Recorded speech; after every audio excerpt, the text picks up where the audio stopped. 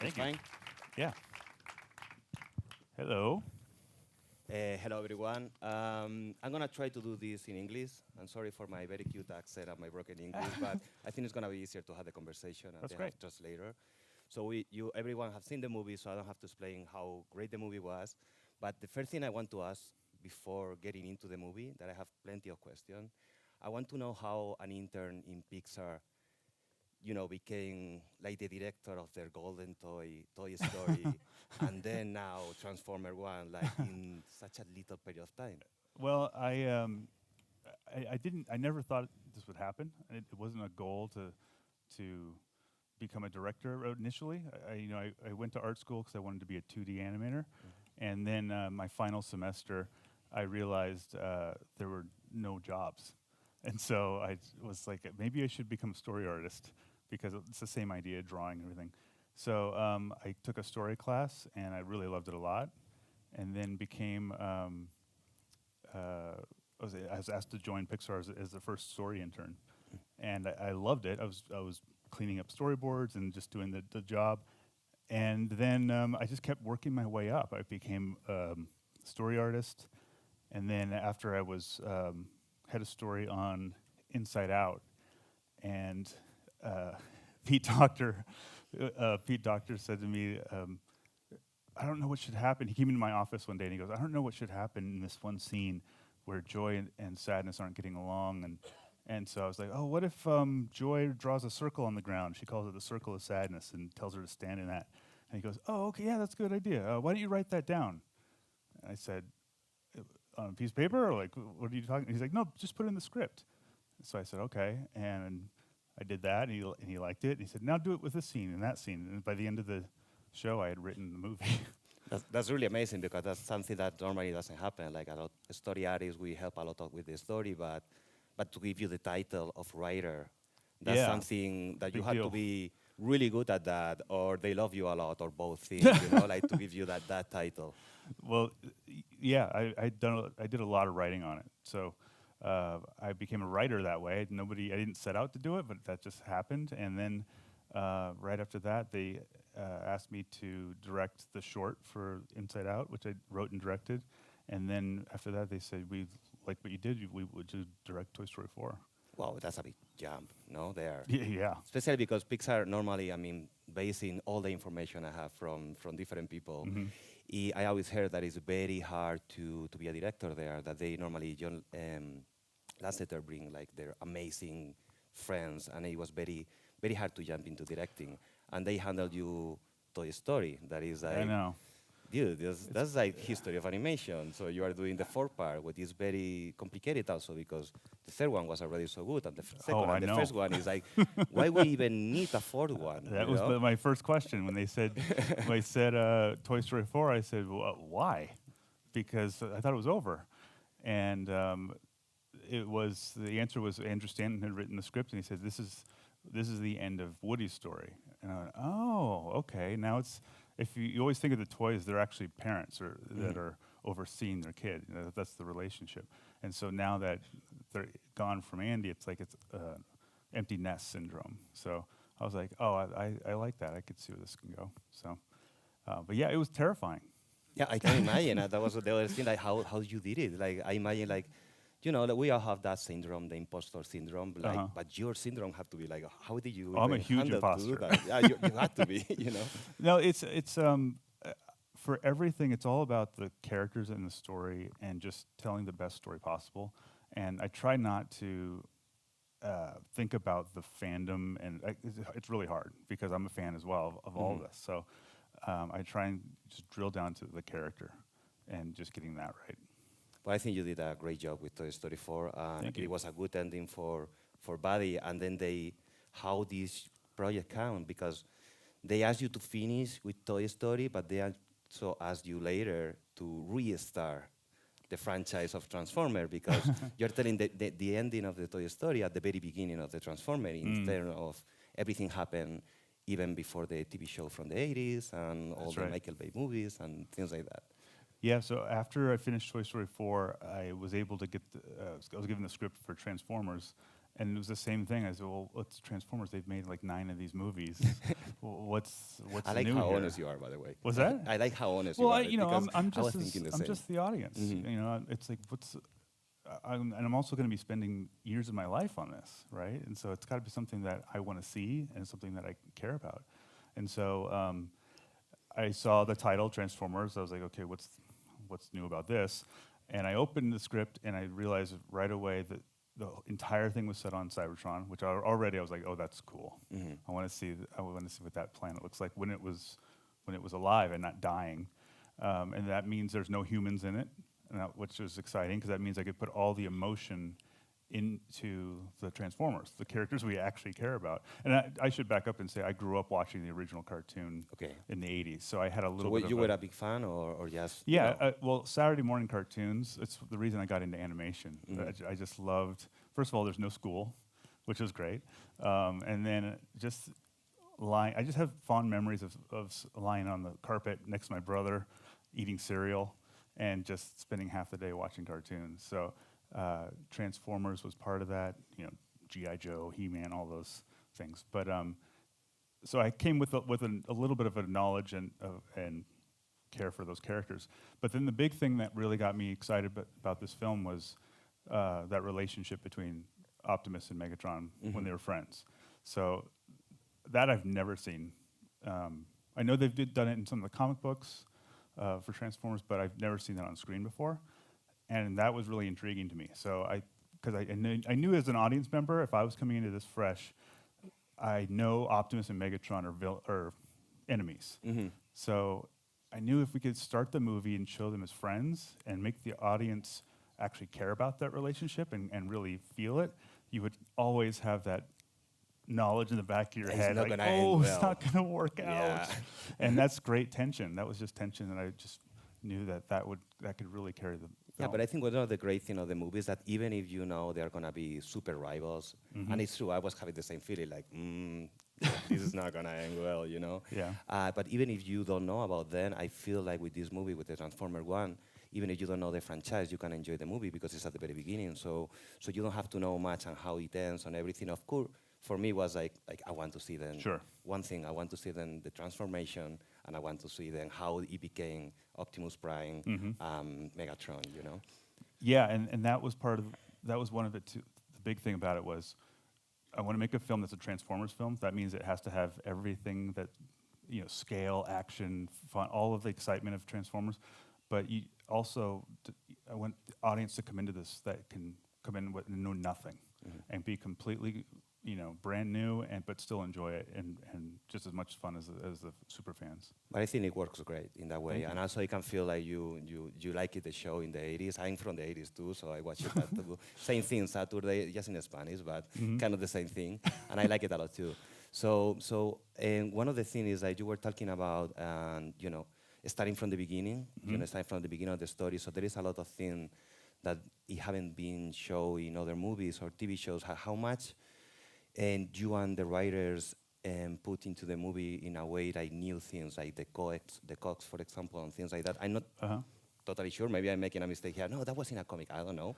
But it feels like it was new to me, or especially their personalities they have. Obviously, like it's super different. They are like two different kind of teenagers with very different personalities and how they became the character they are at the end.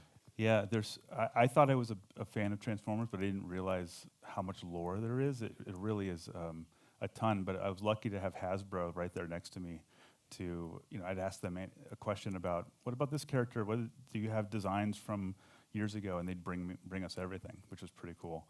But it was really, the lore was really deep, but there was too much of it. And I wanted to make sure that we didn't lose the fact that this is a movie about this relationship. That was the thing that I held on to the entire time, was there's all these, you know, my artists are coming up with designs, there's a lot of story ideas, but I need to hold on to that relationship and make sure that we don't lose that, because that's the movie in my head.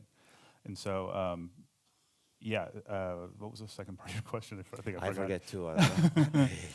No, how was working with, for example, how was working with Hasbro in a way that you are doing new things that there was not, like, what I was trying to aim there is like, how open they were to Yes. new ideas. Like, hey, what about if we do this? You know, like when it's a very solid franchise. They do have a group at Hasbro that's called the, how are they, I forget their name, the brand team.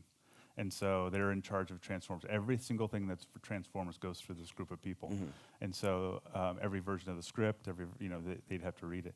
And but I was extremely happy with how open they were about everything. They Transformers itself is actually born out of, before the cartoon series, it was a toy.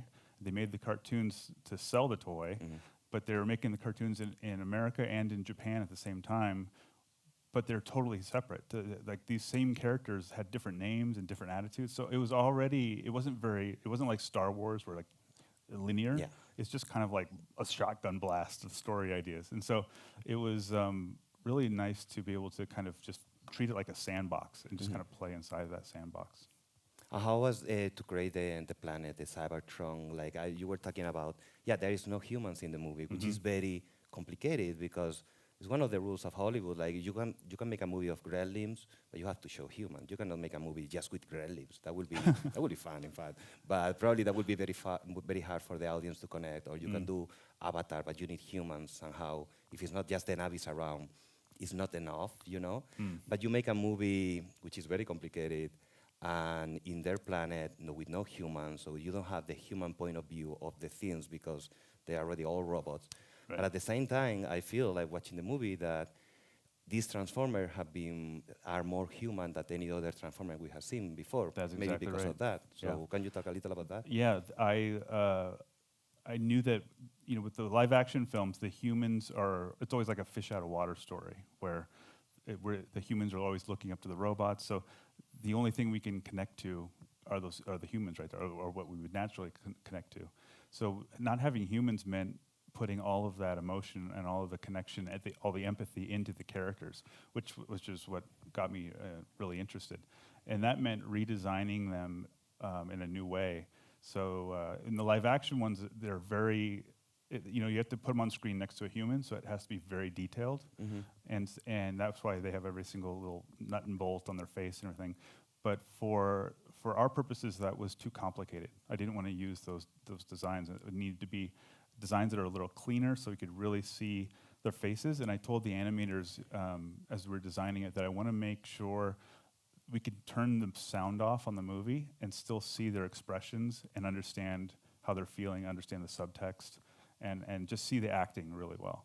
And so that was the goal. That's why they have, the tough thing is, I didn't think about this early on, they basically have American football helmets on, the whole time, and pads. So it's hard to...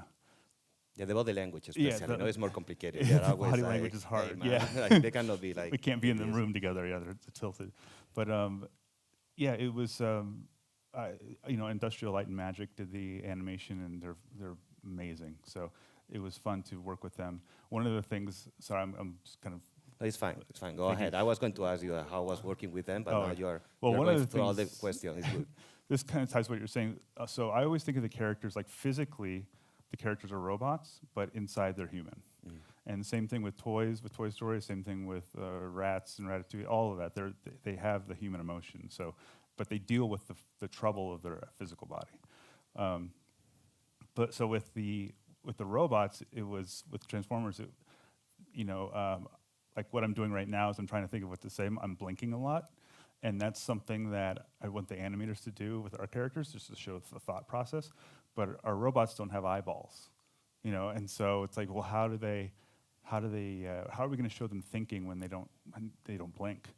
And they've come up with an idea of treating their eyeballs like camera lenses, and so they're kind of moving like this, and that's when they're just not talking and their eyes are darting, but they're just kind of, and that's just keeping it alive and just showing that there's something going on up there. Yeah, you can see there is a lot of work in the eyes. Like I can see like a lot of mechanisms, like even like because it's what you're saying, like you can go to a robot very simple, like the robot in Wall-E, and when it's very simple, you can just with a little of light in the right place, you can give a lot of emotion. Exactly. But when it's more human face, it's very complicated because Yeah. all of a sudden it can be this uncanny valley, you know. Mhm. But I like it that you keep like the classic style of the TV show from the 80s on the face, and to put all the expressive in the eyes with all the things you're saying. Like it really works very good. I imagine that was a pain in the ass for the animation team and the rigging and everything. No.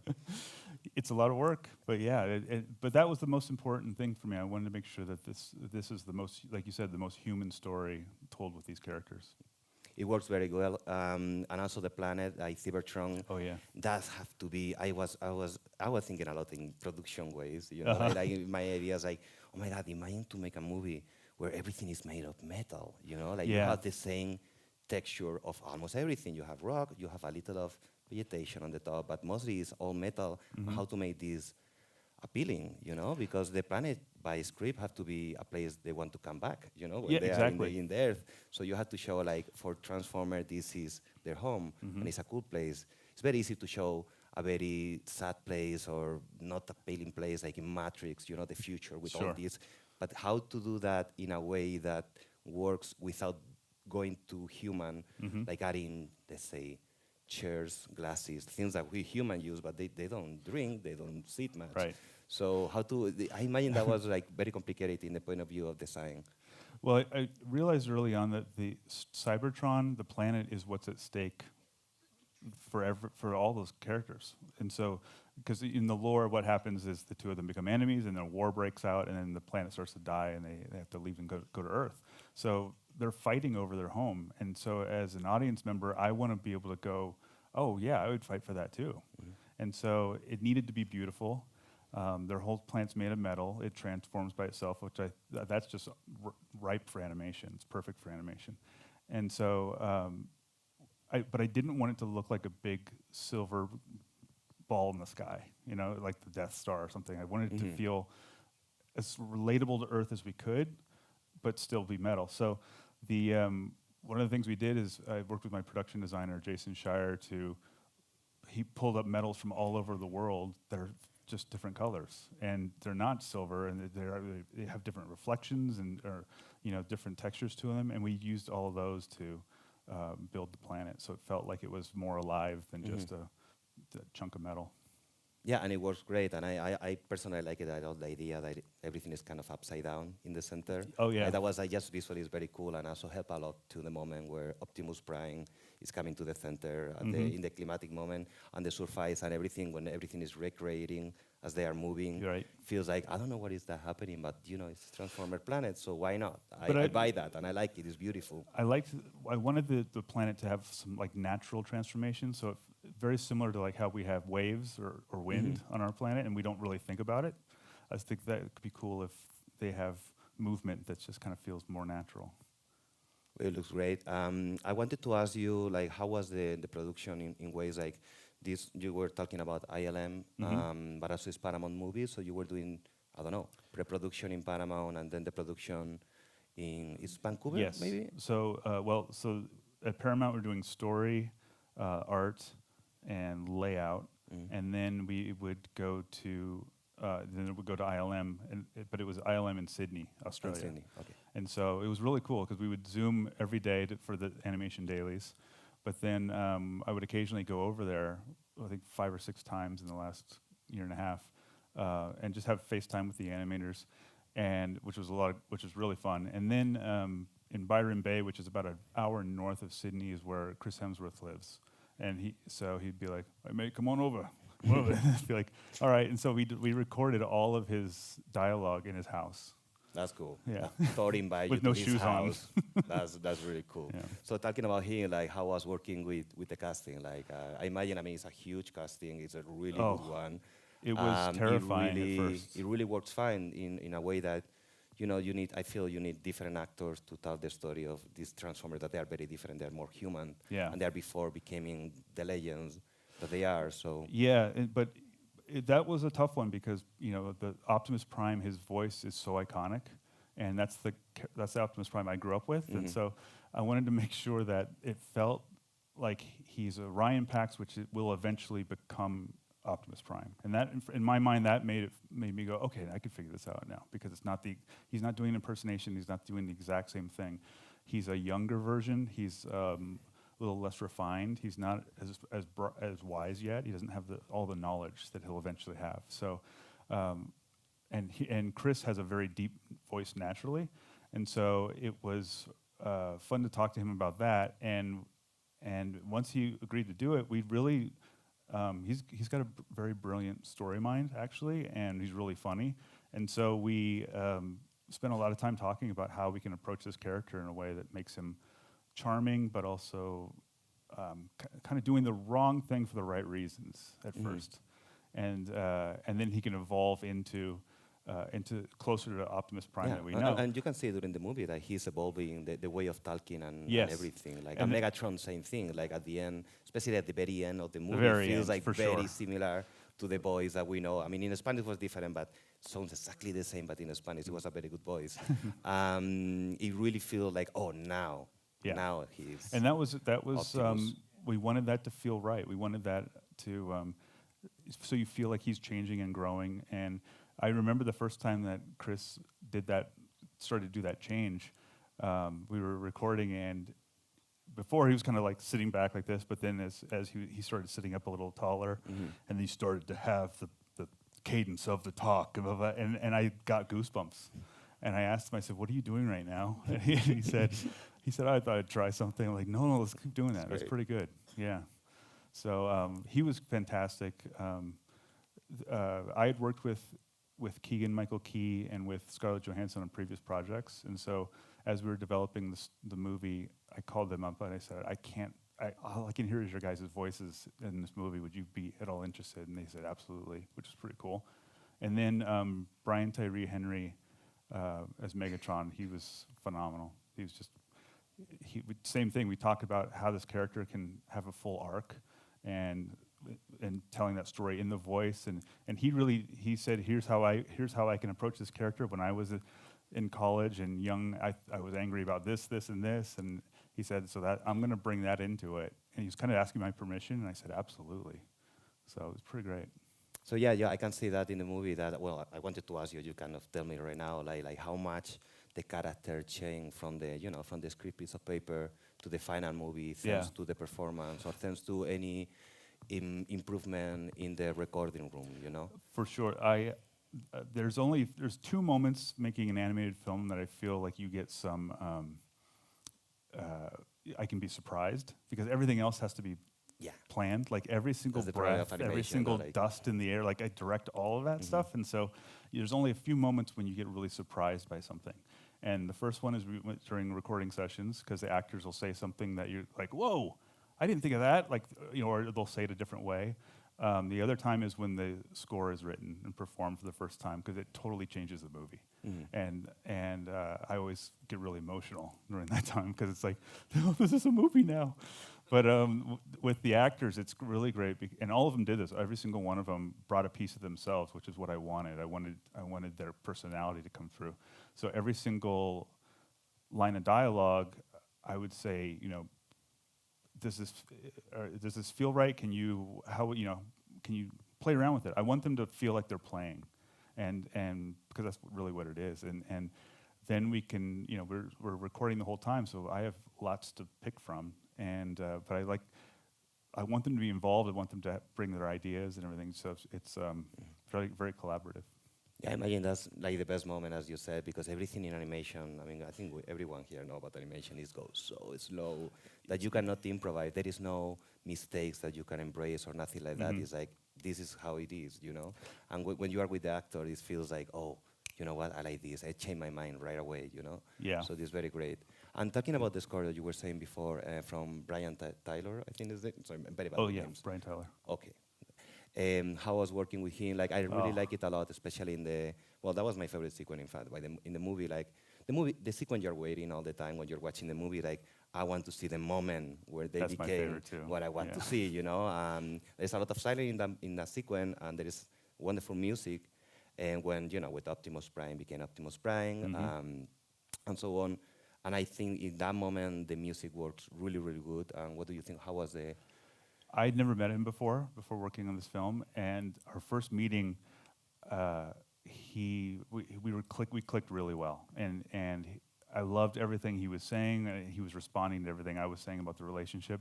There was at the very end of our meeting, I was thinking in my head, I'm going, I think he's got this. I think he understands what I'm going for, and so I said, this is one thought I want to give you, and I know this is very hard to describe, but I have this feeling of how I want the entire music to sound, and I said, I'm having trouble putting it to words, so I asked him, have you ever read Pale Blue Dot by Carl Sagan, which is about this photograph that was taken of Earth back, I can't remember what year it was now, 91, I think. But it was a photograph that was the furthest that the camera has ever been away from Earth, and they took a picture. And Earth is about a pixel. It's really tiny. And so there's this poem that Carl Sagan, or excerpt he wrote about it, talking about how every single person you've ever loved, ever known, any person that's ever existed, ever, every king, every peasant, every villain, every hero, every single person lived on that tiny dot suspended in the moon. It's like a beautiful, beautiful poem. And every time I read it, it makes me feel insignificant and also like amazing as well. So I said, I don't know how to put this, but I would like you to capture the music to feel like that. Wow, that feeling that's a I hard have. task. But here's how I knew it was right. He just stared at me. I thought he was going to be like, "You're insane," but he said, "Pale Blue Dot was in my wedding vows." Wow. And I went, "Oh," and he goes, "Yeah." I go, "Yeah, yeah," and that was it. And so the music he wrote, I feel captures that. It captures this massive, legendary tone, but also extremely personal. Mm-hmm. So for you, working on the movie, what was like? This is very hard to imagine, but have you ever been watching the movie like in a screening these days, like trying to sit there and just watch a movie when you watch a movie? Oh, yeah, absolutely. Oh, and you are good at that? You are like Watching, you just forget. Yeah, just watching it and forget that you work in the movie and you spend 5 years of your life there, and just try to watch the movie and enjoy it. I can do that if I'm watching other people watch it. Okay, well, You know what I mean? that's twisted, but okay. No, but think about it. Have That's you ever seen a movie and you tell your friend, "Oh, you have to see this movie," and I'll go with you, and you're sitting next to them and you're kind of watching them like watch it? And is that feeling like? So when we had the audience previews for the very first audience previews for this film, when they finally become Optimus and Megatron, or actually it's when you just watched it, right? So I could talk spoilers. When he gets shot, I purposefully wanted the sound to go out completely, just to make it really stand out. And so at the audience preview, I was kind of on the side, just going like this, watching, and he gets shot, and it goes completely silent, and there was a bunch of kids everywhere and everything. Everybody's just completely still. And it gave me, I was like, whoa. That's cool. Yeah. Good. As a storyteller, like that's what you want. You want everybody to be completely engaged in what you're doing. And so it was just stillness. And so I asked the producer, "Did you see that? That was pretty." And they're like, "Yeah, yeah." So then we went to the next audience preview. The same thing happened. And then we went to Annecy, and it was a screening full of for almost 1,000 people, and you could hear a pin drop. And I just love watching the audience.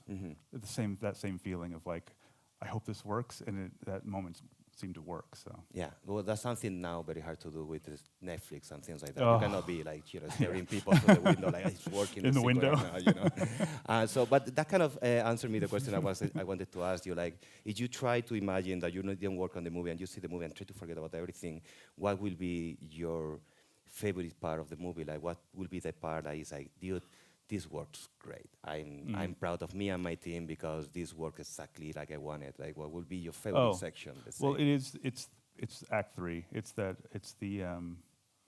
when the music is the only thing carrying it. I want it to feel almost operatic and just so legendary. And I was like, no dialogue can help with that. Like, we've set up all the dominoes. Like, now we're just watching them fall. And the only lines of dialogue I wanted was Megatron saying, "I'm going to be the leader," and then you go down below and Alpha Trion says, "Hey, you're going to be the leader," And then he says, "I am Megatron," and he goes, "Arise, Optimus Prime." I just wanted the like black, white, black, white. And then when they fight and Megatron leaves, I wanted to immediately go to the first moment that they ever met, just so you could see that real strong contrast between in that relationship, in that friendship. Because I just knew that that would be a really powerful moment if everything would play correctly. You know? It works very good, and that was the moment I was like, I knew I was gonna like it, and I like it. Yeah, you know, like that was you give me exactly the candy I was looking for, you know, in that moment. So how was like building in a story ways the relationship, like how I imagine like because at the end you have 1 hour and 40 minutes, and you have to tell, okay, they are cool, they are good friends, and little by little, because you cannot do it like right away, you know, little by little they have to be like getting in different directions until that sequence happened, you know. And how I imagine that was very hard to find like, okay, you have to be in this sequence, like no, like, push it a little more, like we That's don't have exactly room, right. you know, like we have to go to the next step here, because if it's not, it's gonna be like the jump is gonna be very big if we do this in 2 sequences ahead, for example. That was the trick, was finding that balance, the right things. And I think a lot of it, usually, you know, if you hear that, there's a quote, if you have an Act 3 problem, it actually means you have an Act 1 problem, hasn't been set up correctly. So it happened a lot to storyboard artists. Like, okay, we have to go back. You have to go back and fix the setup for it. So one of the big things for the setup was that their relationship was not just, we're friends. You know, like it needed to be real, where Megatron is kind of annoyed, or D16 is a little annoyed that Orion keeps pulling him into these little adventures. And so he's like, they're friendly, but also like, man, why'd you do that? You know, which makes it feel more real anyway. So there's already a little bit of tension in there. And then on top of that, it was, how do you buy that D16 is actually going to be really angry? And it was, Sentinel was so important. You had to make him even worse. And doing that was making him this great guy up front, and then once the twist happens, like he's the worst guy, and then he's carving into him. He's really, really bad. So that the audience goes, oh, for the first time I understand Megatron, and I get why he's doing this, and it's not until he goes too far. Actually the plot of the movie is finished. Once everybody sees the truth, the movie's kind of over, but Megatron keeps going.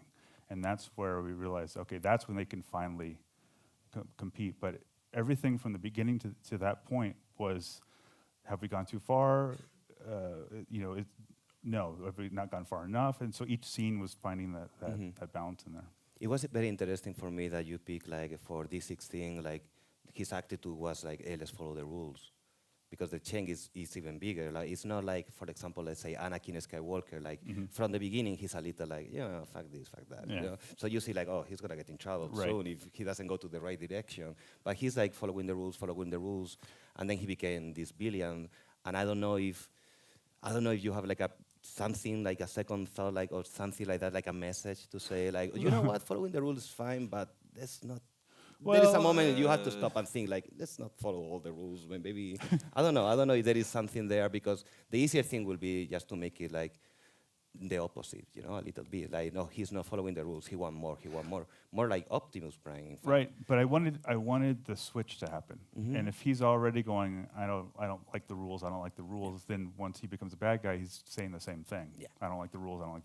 But if you have him going, no, we should follow the rules. We need to keep our head here, and then realize, wait, everything I know is a lie?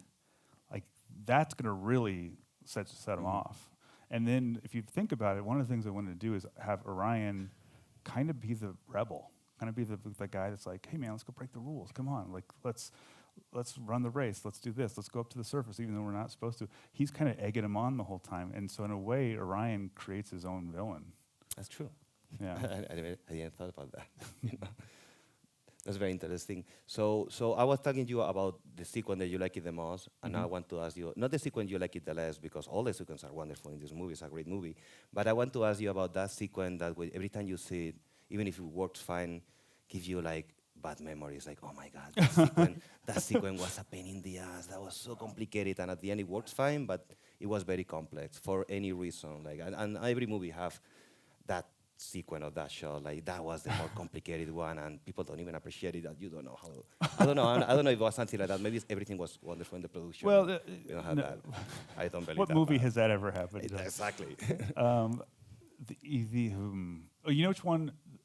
This one was tough all around. Was when they're in the cave and Alpha Trion says, "Let me show you the truth." He puts his hand down, all the sand comes up and all that. So just technically, that was a crazy scene.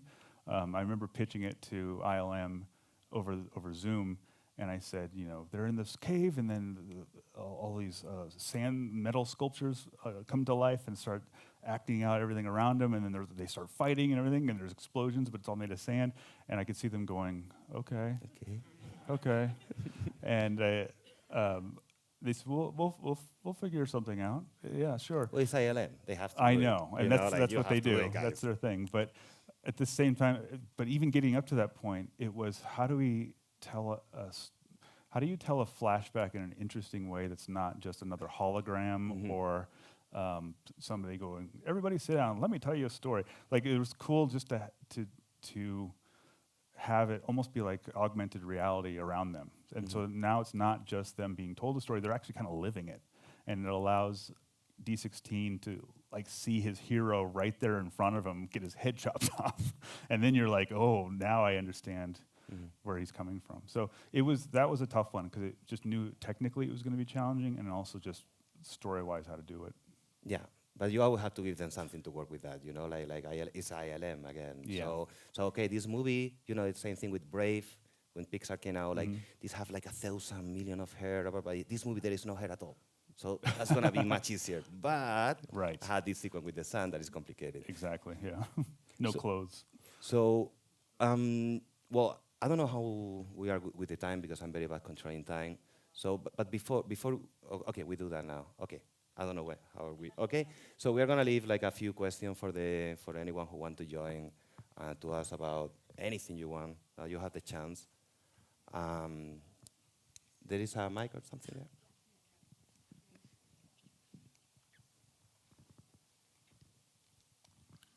there. Do I do it in English or is okay? Hi, Josh. Hi. Welcome to Madrid. Congratulations, the movie was fantastic. Thank you. You already talked a lot about this sequence, but I came this very fresh. I didn't see any trailer. I just see a few clips online, and this was fantastic.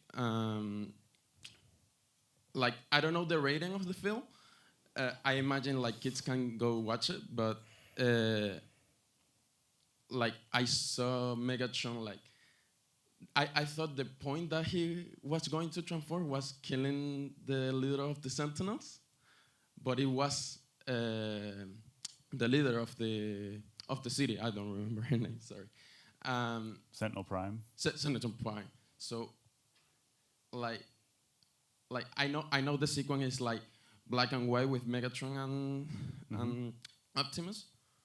Why don't do it before? Like I don't know. Like. I know he's killing the leader of the city, and it's like more impactful maybe. But like, why he show mercy? I don't know how did that work. I see. Yeah, all of his, all the blame that he has, all of his anger, is focused on Sentinel, the guy who was his hero, and so that becomes the strongest story point. Like if he takes down the one person who is lying to everybody. So in a way, it makes you, you know, he's doing it for everyone, not just for himself. It's a way he could justify it, but that became the ticking clock in a sense. It was like if he can get to Sentinel, then there's going to be trouble.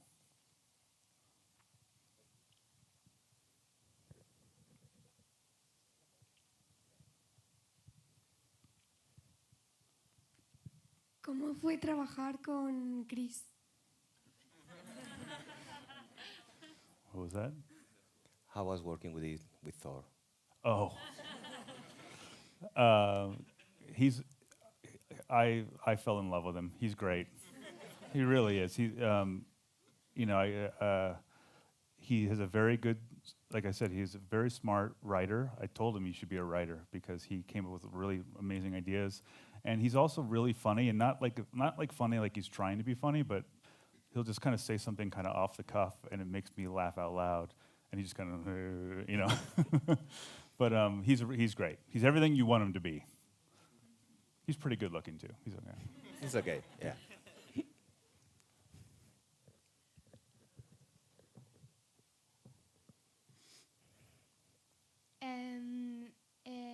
The question is, why does D16, I think it was, turned into the bad guy?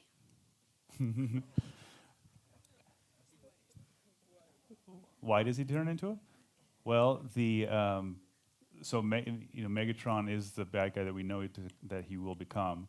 But if you didn't know that, it's because he felt betrayed. He felt betrayed by the leadership, and he ultimately felt betrayed by his best friend.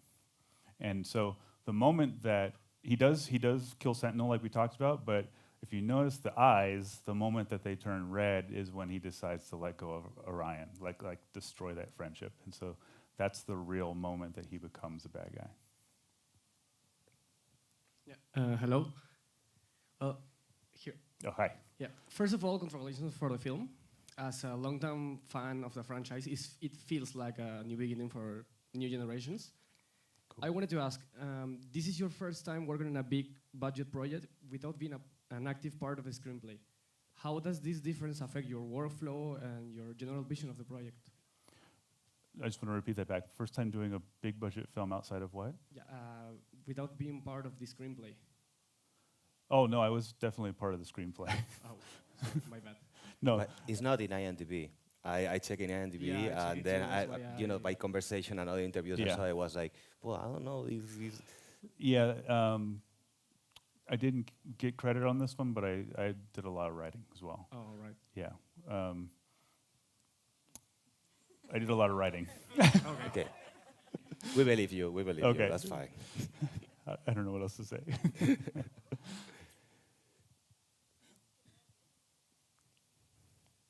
So, hi. Hi. Josh. So, first of all, I have to be honest, I didn't really know anything about Transformers at all, and I really enjoyed the movie. Oh, thank you. Like, a lot.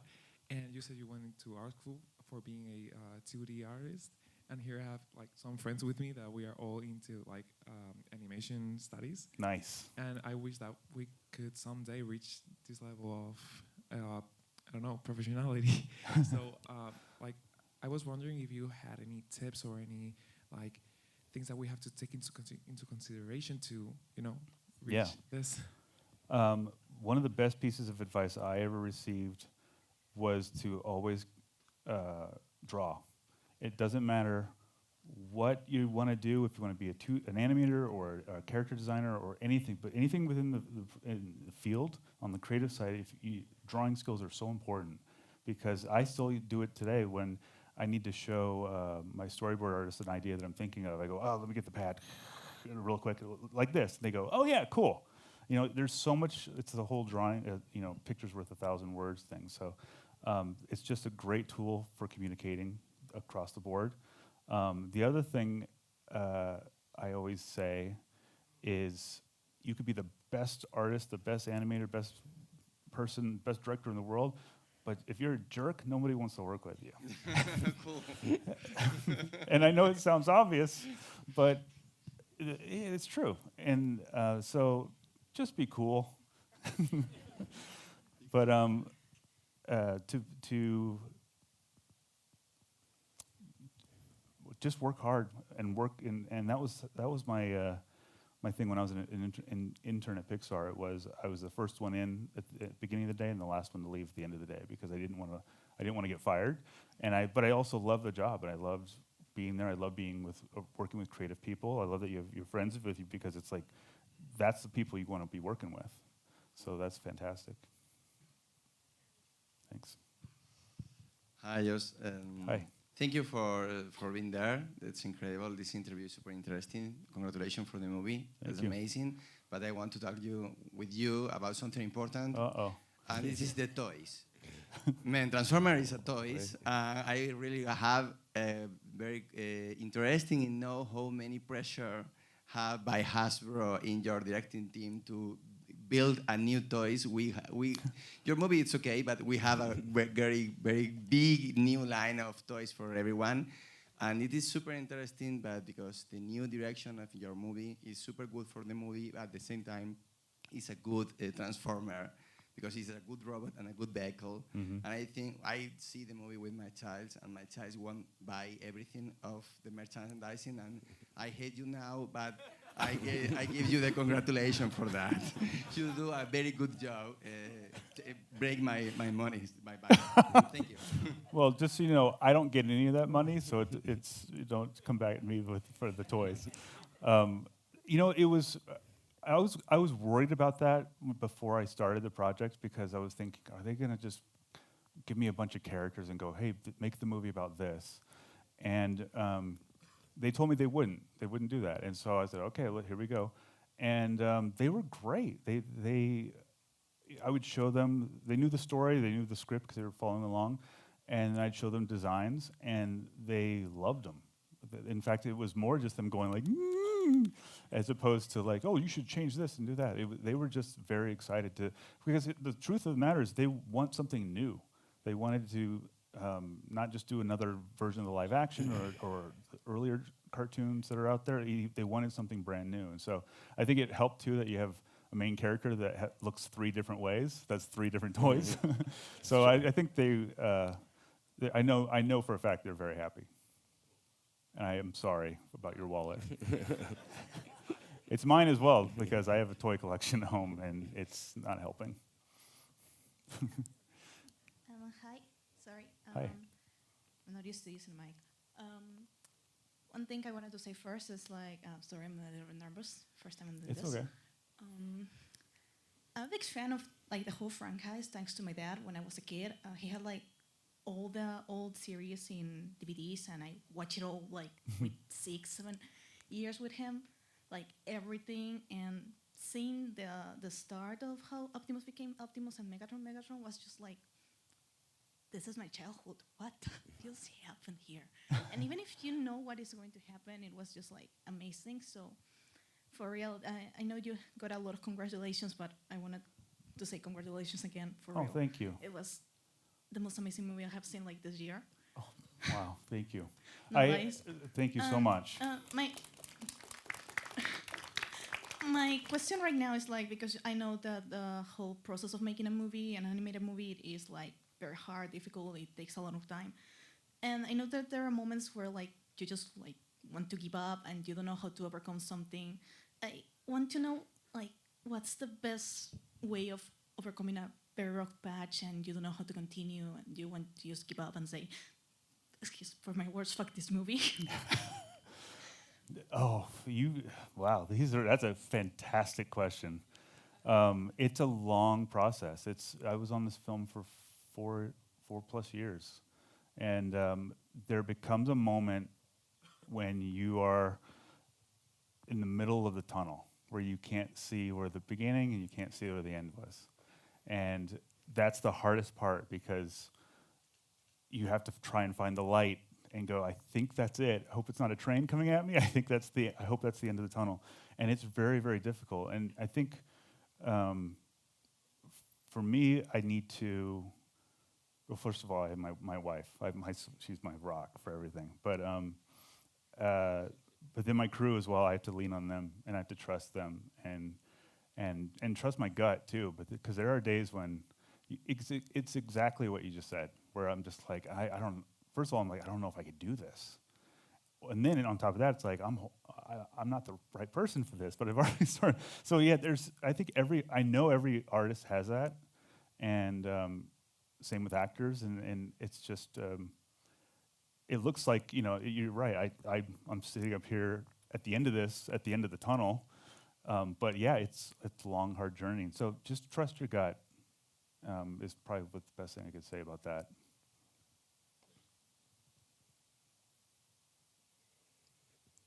I think that was a very good question and answer to finish, because it was really, really cool. But I want to ask you just one thing. I don't know if we have time for more or we even have more. There is someone else? Oh, sorry about that. Forget about everything. It was not that good. And we have another one there. So, hello, my name is Eric. and I want to ask why the characters Optimus Prime and all like Bumblebee and Megatron, they like had another name like D16, and they don't progress in that name till like, for example, Megatron, that like he gets angry and gets to becoming the villain. Why did we wait till then? Yeah. Well, I wanted to wait until the characters had fully changed, not just physically, but also mentally, and then they can take on the new name as a symbol of that. So in the original, in Ryan Pax and D16 are actually the names of the characters based in the lore before they change, and so I thought it was important to hold on to that and just to remind us that they're not those characters yet until that very moment.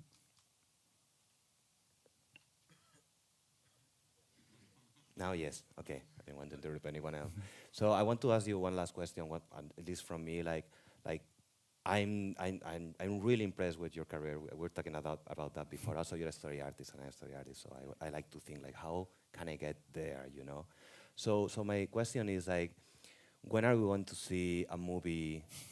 Just call it movie with no toys related, you know? Like what's gonna be next? With no toys, like there is something there you can, something you can tell us, because you're also a writer, so I will be very excited to see like a new thing coming from you. I have. First of all, I don't have any plans after this. I mean, I want to take a break, but for at least a week.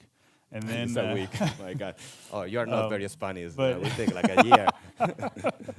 But I would love to do an original film that's all my own idea, because I've worked on many franchises and a lot of original films, helping other people make their stories. But yeah, I would like to do that. I think that'd be a lot of fun. It's a tough time right now because franchises are what makes money, and that's what Hollywood likes to do, is make money. So it's, you know, original films are few and far between, but I would like to do something. I want to keep pushing myself. I want to keep doing some stuff that makes me uncomfortable, because I don't want to get comfortable. I don't want to just make the same thing over and over again. I want to do something new. And the technology today is so crazy that you can push things. And yeah, I want to try pushing. Well, if you need a story artist for that movie, you can tell me. I do okay, all right? So that's it. We have the time. Well, thank you, everyone, for coming. And thank you, Paramount and Hasbro and thank the you, Academy everybody. for Thank you. this great opportunity.